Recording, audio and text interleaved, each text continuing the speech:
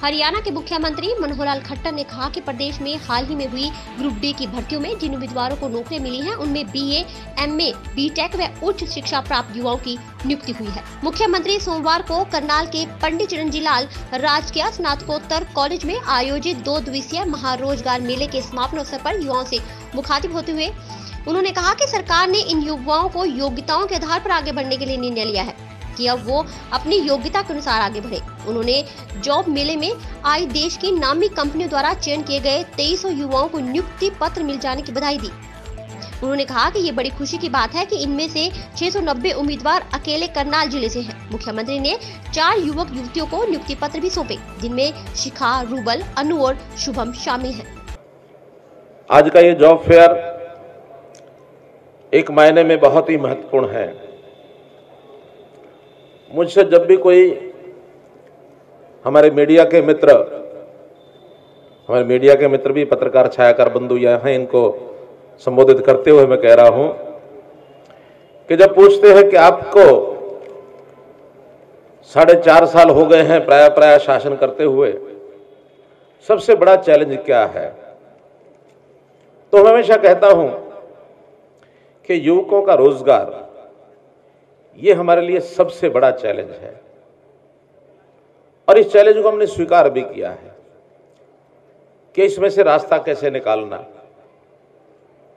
आज मैं आभारी हूं उन लगभग 100 कंपनियों का जिन्होंने आज जॉब फेयर में हिस्सा लेकर और यहां जो 6500 के लगभग युवा जो उपस्थित है, जो रजिस्ट्रेशन करा करके कल और आज यहां उपस्थित रहे, और उनमें से जो मुझे जानकारी मिली है 2300 ऐसे युवक युवतियां हैं, ऐसे हमारे युवा शक्ति है जिनको इस रोजगार मेले के माध्यम से रोजगार मिला है। और अच्छी बात है कि करनाल जिले के ही उसमें 690 हमारे युवा युवती साथी हैं। एक बहुत अच्छा परिणाम इस रोजगार मेले का है। हमारा रोजगार विभाग, इनके जो अधिकारी, उनको भी मैं इस बात की सराहना करता हूं, इस प्रकार का यह मेला लगाया और लगातार ये मेले लग रहे हैं। अभी तक इन मेलों के माध्यम से 30,000 के आसपास ऐसे युवाओं को नौकरियां दी जा चुकी हैं। तो इस प्रकार के मेले इस क्रम में, रोजगार देने के क्रम में कड़ी है, तो ये आगे और भी बढ़ाया जाए। उन कंपनियों का भी आह्वान करता हूं, विभाग को भी आह्वान करता हूं कि लगातार इन मेलों को हम लोग चलाए रखें ताकि रोजगार का ये क्रम बना रहे। मित्रों, इसका नाम है जॉब फेयर। हमारी सरकार की एक पॉलिसी, नीति इन दोनों शब्दों के इर्द गिर्द घूमती है। जॉब देना है, सबसे पहले सरकारी जॉब में फेयर तरीके से देना है। यहां एक मेला लगा है, वो भी जॉब है, वो भी फेयर है, और हमारा जो तरीका जॉब देने का वो भी फेयर है। अभी आप लोगों ने देखा कि हरियाणा में ग्रुप डी की जो सिलेक्शन हुई है वो हमने एक फेयर तरीके से दी है, और फेयर तरीके से देने के लिए जो जनता ने सराहना की है, बिना किसी सिफारिश के, बिना किसी घूसखोरी के, वरना तो एक युवक को रोजगार लेने में कितनी कठिनाई आती है सरकारी नौकरी में, खास करके वो परिक्रमा करता है नेताओं की, अपने आसपास के जो नेता होते हैं उनकी परिक्रमा करता है, चापलूसी करता है ताकि मेरा हाथ पकड़ के कोई मुझे नौकरी दिला दे। अब उसमें योग्यता धरी धराई रह जाती है। एक कमजोर विद्यार्थी जो पता नहीं उस नौकरी का हकदार था कि नहीं था, उसको नौकरी मिली, और एक योग्य विद्यार्थी जो उसका हकदार था उसकी नौकरी रह गई। आखिर वहां स्कोप तो लिमिटेड है। सरकारी नौकरियों में आपकी जानकारी के लिए केवल 15,000 नौकरियों का स्कोप बनता है एक साल में, उससे ज्यादा नहीं। एक 10-12 हजार रिटायर हो जाते हैं, 2-3 हजार पोस्टें नई बढ़ जाती हैं हर साल, तो उससे ज्यादा स्कोप नहीं है। लेकिन चाहिए कितने रोजगार हमको? आज हरियाणा की जन्म दर 5 लाख बच्चों की प्रति वर्ष है। अब हम जॉब लेने की आयु तक पहुंचते पहुंचते, या उससे पहले हो सकता 15 साल पहले, ये जो बर्थ रेट है वो कम रहा हो, तो भी आज 4 लाख से ऊपर नौजवान जिनको रोजगार चाहिए। आधे मान लो ऐसे भी हों जो अपने पैतृक व्यवसाय में, दुकानदार का बेटा अपनी दुकान पर बैठ गया, खेती करने वाला अच्छी खेती है तो अपनी खेती में लग गया, या अपना पैतृक व्यवसाय जो है उसमें वो लग गया। पढ़ लिख करके आधे विद्यार्थी तो ऐसे हैं जो रोजगार की लाइन में खड़े हो जाते हैं।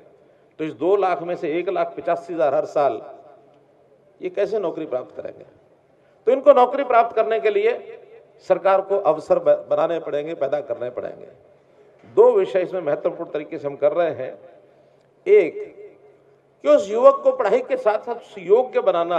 योग्यता यानी केवल पढ़ाई की नहीं, पढ़ाई में तो हम 3R एजुकेशन के माध्यम से रीडिंग, राइटिंग, अर्थमेटिक, एक डिग्री फॉर डेकोरेशन आ जाता है हमारे पास।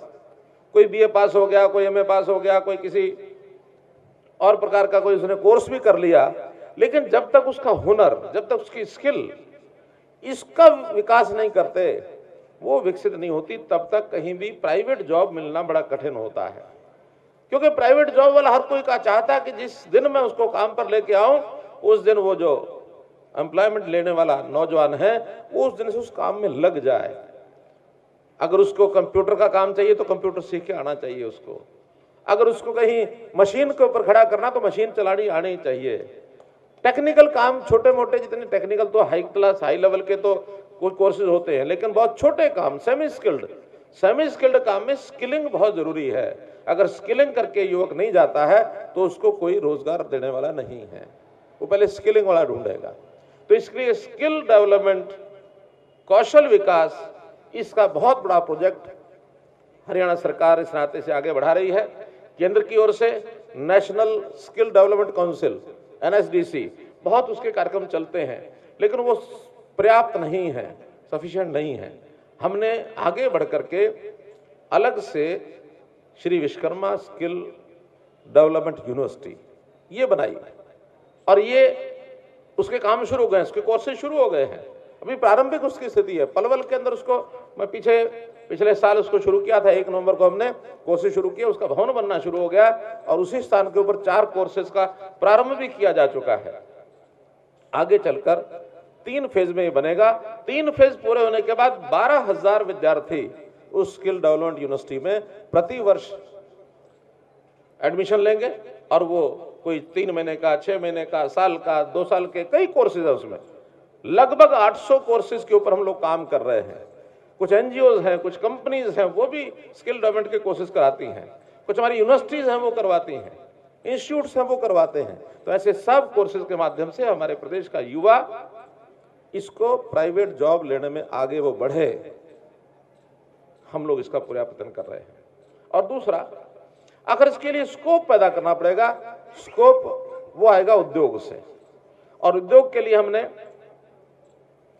जब से सरकार संभाली है, उद्योगपतियों को किस प्रकार से आकर्षित किया जाए ताकि हरियाणा उनका एक प्रेफरेंस डेस्टिनेशन बने, वो यहाँ आकर के जॉब लगाने के लिए उत्सुक हों। सबसे पहले इन्वेस्टर समिट किया। इन्वेस्टर समिट के अंदर 350 MOU, जिसमें लगभग 6 लाख करोड़ रुपए की इन्वेस्टमेंट का वायदा उन लोगों ने किया, जिसमें से लगभग 145 MOUs इस समय वो मैच्योर हो चुके हैं। या तो लाइसेंस उन्होंने ले लिए हैं, जमीनें ले ली हैं, इन्वेस्टमेंट करना शुरू कर दिया, उनकी बिल्डिंग, उनकी कंस्ट्रक्शन शुरू हो गई है, इंस्टॉलमेंट एस्टेब्लिशमेंट होनी शुरू हो गई है, और या फिर अभी पाइपलाइन में जो बाकी हैं उनसे भी बातचीत चल रही है। हर इंडस्ट्री के साथ हमने रिलेशनशिप मैनेजर लगाया कि आपने MOU किया, आप आइए हमारे यहाँ। कोई उनकी डिमांड होती है, कोई सब्सिडी होती है, किसी प्रकार का रियायत चाहिए, वो हम जो हमारे सरकारी पॉलिसी के अंतर हमारे दायरे में है उसके ऊपर हम काम कर रहे हैं। इसके लिए कुछ स्पेशल कंसेशंस एरिया वाइज भी दिए हमने, कि जो हमारे ब्लॉक्स C और D है, हरियाणा के 4 प्रकार के block A, B, C, D। C और D ब्लॉक में प्राथमिकता हम देते हैं कि हरियाणा के युवक को आप एम्प्लॉयमेंट दीजिए। हम हर युवक के एम्प्लॉयमेंट के बदले 3,000 रुपया महीना उस इंडस्ट्री को 3 साल तक देते रहेंगे, ताकि हम चाहते हैं केवल इंडस्ट्री गुरुग्राम, फरीदाबाद इसके आसपास न बनी रहे। ये इंडस्ट्री दूर दराज इलाकों में जहां भी इंडस्ट्री कम है उसमें भी जानी चाहिए, ताकि वहां का युवक अपने रोजगार को अपने घर के आसपास ले सके। नेशनल रैंकिंग में जो वर्ल्ड बैंक की एक रैंकिंग होती है ईज ऑफ डूइंग बिजनेस, उस पर भी जब उसका रैंकिंग अच्छी होती है तो उद्योग अपने आप आता है। 2014 के अंदर हमारी रैंकिंग जो थी 14th रैंकिंग थी देश भर में। हमने उसमें सुधार किया, 16 में 6th पर आ गए और 2018 में हम 3rd रैंकिंग पर आ गए। हमने बहुत इंप्रूवमेंट किया है, यानी 11 पॉइंट्स हम जंप अप किए हैं। और इसके अंदर इंडस्ट्री के लोग बहुत आगे बढ़े। इसी में से लगभग 23,000 MSMEs की इंडस्ट्री वो हरियाणा में लगी है अभी 4 सालों के अंदर, जिसके अंदर लगभग 1.5 लाख युवकों को प्राइवेट लोगों ने रोजगार दिया है। तो ये रोजगार निरंतर इस प्रकार का बढ़ रहा है। साथ साथ हम क्या कर रहे हैं कि लोग सेल्फ एम्प्लॉयमेंट स्कीम में जाएं, अपना कोई ना कोई उद्योग खड़ा करें। इसके लिए मुद्रा स्कीम, बैंकों को कहा कि आप लोन दीजिए विदाउट एनी गारंटी, जिसको कहना चाहिए कोलेटरल श्योरिटी, लोन दीजिए। जो काम सामने वाला कर सकता है, जिसकी प्रोजेक्ट रिपोर्ट उनको पसंद आती है, उसको लोन देते हैं। लोन लेने में कमी नहीं है। प्रधानमंत्री जी ने स्वयं ऐसे युवकों के लिए मेक इन इंडिया योजना में, स्टार्टअप इंडिया योजना में 1 करोड़ रुपए तक का लोन बैंकों को एक हिदायत दी कि अगर व्यक्ति के पास कोई ऐसा हुनर है, उसकी योग्यता है, उसकी डीपीआर आपको पसंद आए, तो 1 घंटे के अंदर, बल्कि 1 घंटा भी मैं कह रहा हूं, उन्होंने एक शब्द प्रयोग किया था, 59 मिनट्स में 1 करोड़ रुपए तक का लोन ये सैंक्शन करिए, और इस योजना पर काम कर रहे हैं। तो इस प्रकार से सेल्फ एम्प्लॉयमेंट स्कीम में भी युवाओं को हम रोजगार देने के लिए आगे बढ़ रहे हैं। हम ऐसा सोचकर चल रहे हैं कि आगे आने वाले समय में रोजगार देने में हरियाणा पीछे नहीं रहेगा। हरियाणा का कोई युवक वो बेरोजगार न रहे, इसके लिए हम प्रयत्न कर रहे हैं। ऐसे युवा जो ग्रेजुएट्स हो गए हैं, पोस्ट ग्रेजुएट्स हो गए हैं और उनको रोजगार नहीं मिल रहा है, जब तक रोजगार नहीं मिलता तब तक उनको 3 साल के लिए हम एक नए प्रकार की सहायता देते हैं, वो है सक्षम युवा। सक्षम युवा में उनको रजिस्ट्रेशन के बाद 100 घंटे का काम ये सरकार की ओर से दिया जाता है, और उस 100 घंटे के काम के बदले उनको 7,500 रुपया ग्रेजुएट को, 9,000 रुपया पोस्ट ग्रेजुएट को, ताकि वो खाली ना रहे। 100 घंटे के काम के बदले कुछ पैसा अगर उसके पास जेब में आएगा तो अपने आप को आगे बढ़ाने में, फॉर्म भरना है, कहीं ट्रेनिंग लेनी है, कहीं उसको कोई फीस भरनी है, तो उस नाते से उसकी जेब में पैसा हो जाए, पढ़ाई लिखाई के बाद भी अपने माता पिता पर बोझ न रहे। इसके अंदर भी 59,000 युवकों ने 59,000 इस प्रकार के ग्रेजुएट पोस्ट ग्रेजुएट में से 48,000 लोगों को हम किसी ना किसी रूप में काम दे चुके हैं। और बहुत लोग साल 2 साल काम करते हैं, अपना कोई ना कोई रोजगार उनको मिल जाता है, वो अपने आप को डी रजिस्टर कर लेते हैं। हम चाहते हैं जल्दी आए और जल्दी कोई ना कोई जॉब लेकर के वो उसमें से डी रजिस्टर भी हो, ताकि हर साल नए ग्रेजुएट्स जो होंगे वो उसके अंदर एंट्री पा सकें, उनको भी हम काम दे सकें। अप्रेंटिसशिप का काम, जो इस प्रकार के इंडस्ट्रियल ट्रेनिंग के, प्रोफेशनल ट्रेनिंग के कोर्सेज करते हैं, ऐसे जितने भी पास कर लेते हैं विद्यार्थी, उनको डिफरेंट जो लोकेशंस हैं उसमें उनको अप्रेंटिसशिप मिले। और ये अप्रेंटिसशिप एक्ट के अंतर्गत अभी तक इंडस्ट्री बिल्कुल अप्रेंटिस के लोगों को एंटरटेनमेंट नहीं देती थी, एंटरटेन नहीं करती थी, लेकिन वो एंटरटेन करने लग गए। हमने उनको थोड़ा सा आग्रह किया कि 5 to 10% आपकी जो एम्प्लॉयमेंट है उसमें आपको अप्रेंटिसशिप देनी ही चाहिए। और आपकी जानकारी के लिए हरियाणा इस विषय में सब प्रदेशों से आगे बढ़ गया है। हमको इस अप्रेंटिसशिप एक्ट के अंतर्गत पिछले साल फर्स्ट प्राइज मिला है हरियाणा के अंदर। इसमें भी लगभग 60,000 युवकों को अप्रेंटिसशिप मिला है। तो ये सारे हैं विषय आगे बढ़ाने के लिए। युवा जो है कहीं से प्रारंभ करे, अप्रेंटिसशिप से करे, सक्षम से करे, कहीं उसको प्राइवेट रोजगार में छोटी नौकरी मिले, बड़ी मिले, वो एक बार उसको में लग जाए। एक बार अगर वो स्टार्ट हो जाता है, उसकी गाड़ी स्टार्ट होती है, तो व्यक्ति अपने आप आगे बढ़ जाता है। आगे बढ़ने का बहुत स्कोप है, कोई सीमा नहीं है, स्काई इज द लिमिट, कहीं तक आदमी पहुंच जाता है। हमारा युवक वो एक स्टेटस सिंबल अपना बना करके मैं पढ़ा लिखा युवक हूं, मैं ये छोटा काम करूंगा। मैं दाद देता हूं 18,218 जो युवक अभी डी ग्रुप के अंदर गए हैं, उसके अंदर कई तो MA, MCOM, IT, IIT ये ट्रेंड नौजवान हैं और ग्रुप डी की नौकरी ले गए। हमको बड़ा अजीब लगा कि इनको 4th क्लास का काम अगर करना पड़ेगा तो इनके मन में बड़ा क्रोध रहेगा। कल ही चीफ सेक्रेटरी को कहा एक रास्ता इनके लिए खोल दो कि आगे से ज्वाइन करें और उसके बाद किसी प्रकार का एग्जाम इनको देना, अपने आप को आगे बढ़ाने के लिए, बढ़ने के लिए कोई NOC नहीं लेना पड़ेगा, कोई NOC नहीं लेना पड़ेगा। आज ये ग्रुप डी में है, कल ये उच्च पद के ऊपर जाकर कहीं प्रशासनिक सेवा में भी जाकर के ऊंचे पद पर जाए तो इनको रास्ते खुले जाने देना चाहिए।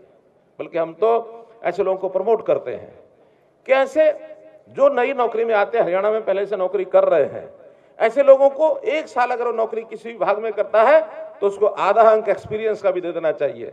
10 साल नौकरी का करता है तो 5 अंक उसको एक्सपीरियंस के देने चाहिए, ताकि उसको आगे बढ़ने में 10 साल उसने काम किया हरियाणा सरकार में, किसी भी लेवल पर किया तो 5 अंक उसको मिलेंगे, प्राथमिकता मिलेगी।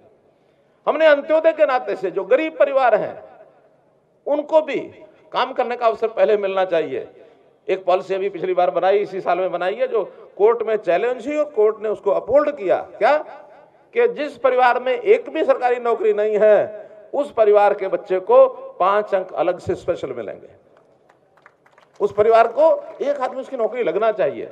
ठीक है, हम किसी के विरोधी नहीं है, लेकिन एक परिवार तो ऐसा है जिसके अंदर पति पत्नी बच्चे 4-6 नौकरियां इकट्ठे लगे हुए। एक परिवार है, एक को भी अवसर नहीं मिला, तो इसको एक को अवसर मिल जाए, कम से कम उसकी गाड़ी चल जाएगी। और इन 18,000 में से 12,000 विद्यार्थी ऐसे हैं जो ऐसे परिवारों से जिसके परिवार में एक भी नौकरी नहीं थी। 12,000 परिवार। तो मित्रों, हम अपने इस काम के लिए बहुत संजीदा हैं कि हमारे युवा को काम करने का अवसर मिले, रोजगार मिले, अपनी गाड़ी को वो चला सके, अपने परिवार का पालन पोषण कर सके, या अगर खुद अभी माता पिता बाकी और परिवार के और लोग उनके ऊपर डिपेंडेंट हैं तो उनकी सहायता कर सके।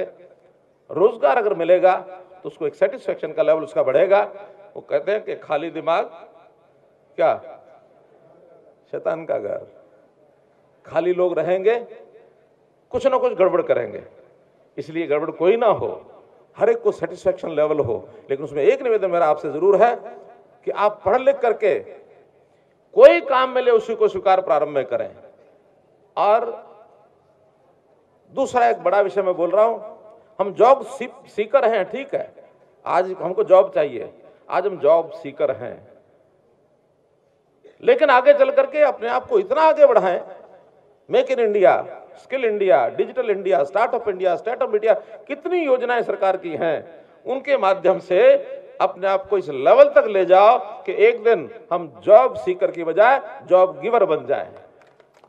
हम दूसरों को जॉब देंगे, लेकिन कभी भी जॉब बैगर मत बनिए। जॉब सीकर तो बनिए, जॉब बैगर मत बनिए। जॉब बैगर वही होता है जो अपनी योग्यता न पैदा करके, बिना योग्यता के बैगिंग करके वो आगे बढ़ना चाहता है। उसका उपयोग न तो अपने को है, न देश को है, न समाज को है, उसका उपयोग किसी को नहीं है। हम भी मान लो इस बैगिंग के माध्यम से कहीं से कोई नौकरी ले लेंगे तो सारी आयु, सारी उम्र अपने आप को कचोटेंगे कि मैंने काम जो ले लिया मुझे करना तो आता नहीं है।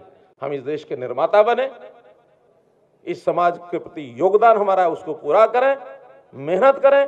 अगर आप मेहनत करके इन चीजों को आगे लेकर के जाएंगे तो प्रभु भी आपकी सहायता करेगा, निश्चित रूप से आगे बढ़ेंगे। आप जिन्होंने आज रोजगार के लिए प्रारंभ में ही जो पहली सीढ़ी पर चढ़े हैं, प्राइवेट उद्योग में जिन नौजवानों को आज रोजगार मिला है, उनको बहुत बहुत बधाई, बहुत बहुत शुभकामनाएं।